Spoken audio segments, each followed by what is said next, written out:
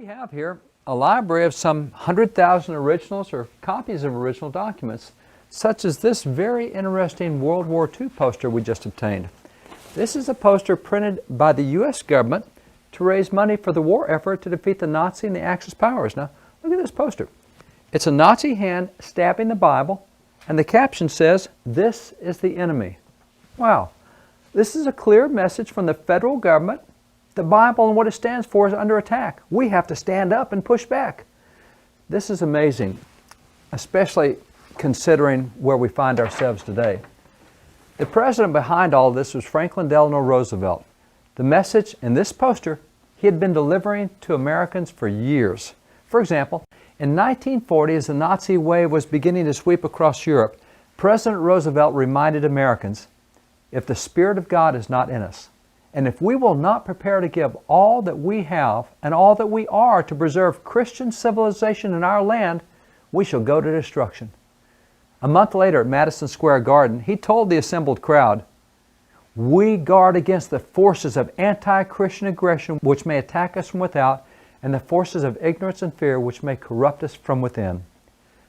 6 months later, he reaffirmed that the conflict raging in Europe was one between Christianity and its opponents, and that America would stand on the side of Christianity and the Bible. Today, the whole world is divided between human slavery and human freedom, between pagan brutality and the Christian ideal. We choose human freedom, which is the Christian ideal. And shortly after America entered World War II, President Roosevelt told Congress, "The world is too small to provide adequate living room for both Hitler and God."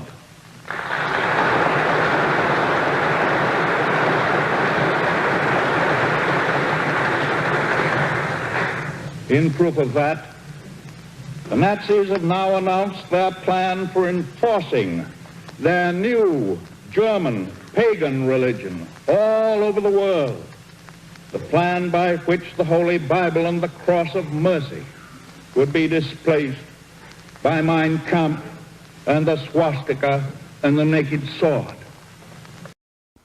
And there were other similar speeches. So this poster is simply a portrayal of what President Roosevelt had been reminding Americans for year after year in speech after speech. And while we're here in the library, let me show you some other World War II posters also printed by the federal government.